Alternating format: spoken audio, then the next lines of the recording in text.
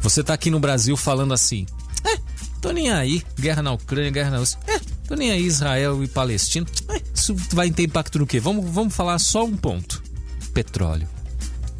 Exatamente. Olha o preço que tá o diesel. Derivados de petróleo, para quem não sabe, amigo ouvinte, não é só combustível não, tá? Plástico, vários outros produtos que são manufaturados a partir do petróleo. Então, nós temos aquela região ali, onde está Israel e a Liga Árabe, Arábia Saudita, o Líbano, Jordânia, simplesmente é o maior poço de petróleo do planeta. Sim. Aquela região ali, né? Sim. Excluindo a Venezuela aqui na América do Sul. O da Venezuela não tem qualidade. Sim. O de Venezuela é até maior, mas ele não tem qualidade. A qualidade que tem lá. E lá é o mais perfeito. Ou seja, uma guerra nesse momento naquele lugar faz com que o preço do petróleo encareça absurdamente. Vai embora. Não tem alimento, aumenta o preço do combustível no mundo todo, aumentando o preço do combustível no mundo todo, tudo vai ficar mais caro, as importações vão ficando praticamente impossíveis, viagens de avião, e assim o mundo inteiro, em pouco tempo, já está sentindo os efeitos, né? Com a diminuição da oferta de petróleo no mundo, o dólar valoriza em vez de desvalorizar, porque, queira ou não, parece que o dólar é lastreado no petróleo, ele valoriza.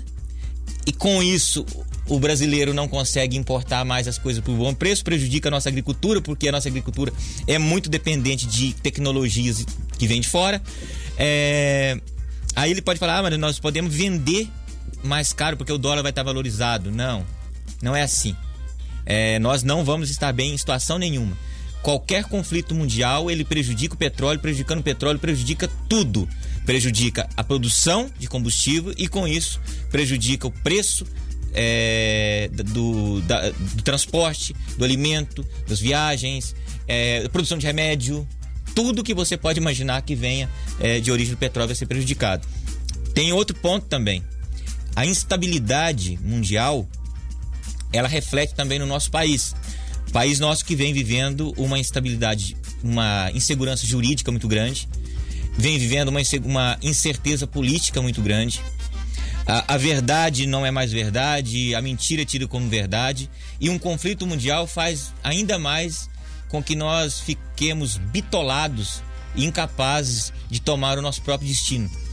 Até psicologicamente, uma guerra afeta muito o brasileiro. Bom, já que nós falamos do brasileiro e da insegurança jurídica, acho que é a hora da gente entrar nesse assunto. A gente termina aqui esse assunto sobre Israel. Sim. Foi, na verdade, apenas um panorama do que está acontecendo hoje, dia 21 de outubro. A gente não teve a intenção e nem temos a capacidade de pormenorizar detalhadamente o que está acontecendo e trazer análises mais detalhadas, né? E então a gente encerra esse assunto aqui. Só vou ler o último comentário aqui do Israel. Ele mandou aqui, Ricardo, em Zacarias 9:12, Apocalipse 20 fala sobre tudo isso que está acontecendo no mundo. Na minha opinião, estamos chegando no final dos tempos. Sim. Obrigado, Israel, pela sua mensagem.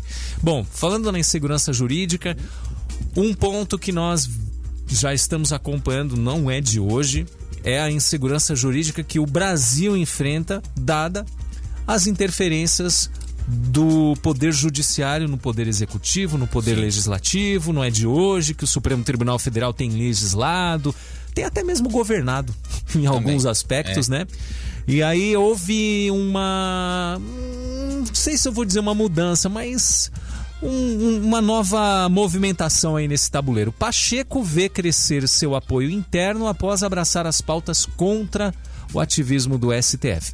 Desde o início do mês de agosto, quando chamou de grave equívoco o julgamento do Supremo Tribunal Federal sobre a descriminalização do consumo de drogas, o presidente do Congresso, senador Rodrigo Pacheco, do PSD aqui de Minas, deflagrou um processo de redefinição da sua imagem pública.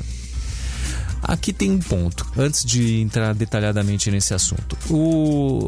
Dizem por aí que Rodrigo Pacheco tinha a intenção de entrar para o Supremo Tribunal Federal. Ele que é, inclusive, além de ser o senador presidente do Senado, também é advogado, não é isso? Como formação, então acho que meio que tem uma...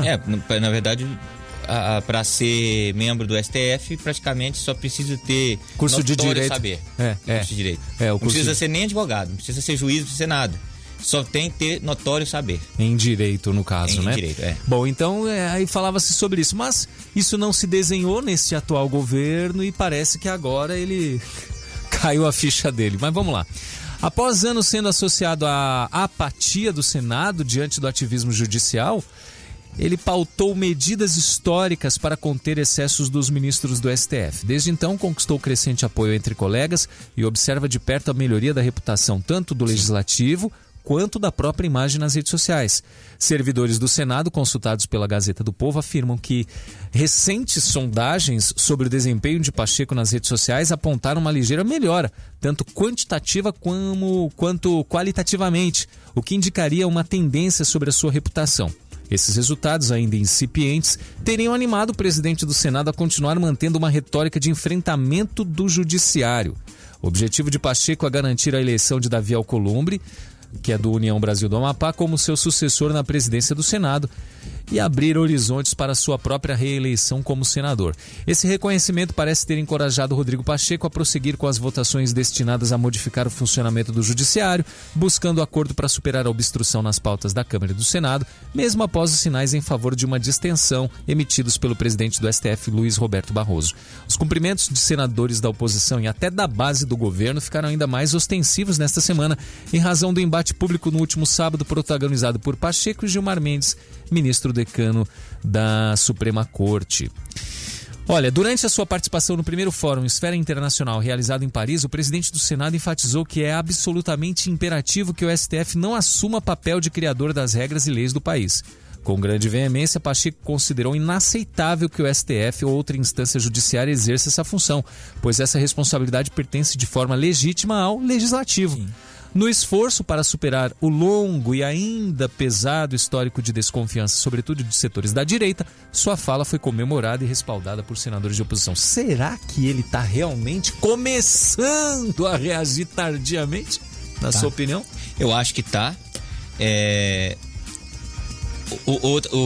Chega a um certo ponto que ele percebe que o caminho errado, porque o Pacheco trilhou muito caminho errado também. Decidiu muita coisa para poder cooperar com a situação que nós estamos vivendo. No entanto, chegou um certo momento que ele percebe, porque diferente de um membro do STF, o Pacheco, ele recebeu o voto da população. Sim. A função dele depende do apoio da população. Em algum momento caiu a ficha e ele falou, eu preciso tomar uma providência, porque além da gente estar perdendo a moral como legislador, como parlamento, nós estamos deixando o judiciário fazer o nosso trabalho.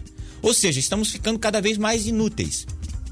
E com isso, ele toma a decisão, que foi uma decisão histórica, como você disse, né, de enfrentar o Supremo Tribunal Federal. Enfrentar no seguinte sentido, de fazer a parte dele, de dizer, opa, o trabalho de legislar é nosso, nós não vamos admitir que o Supremo faça isso, e o trabalho do Supremo é julgar, é decidir, né? O legislativo, né? Vereador, deputado estadual, deputado federal e senador formam o legislativo. Somente eles podem criar e modificar leis. Isso é o funcionamento correto de um país democrático como o nosso. Ninguém pode criar leis, nem o presidente da República, nem o prefeito da sua cidade, e muito menos o judiciário, porque o judiciário ele é responsável por interpretar as leis, julgar e definir as punições diante dos crimes cometidos, mas nunca de modificar as leis.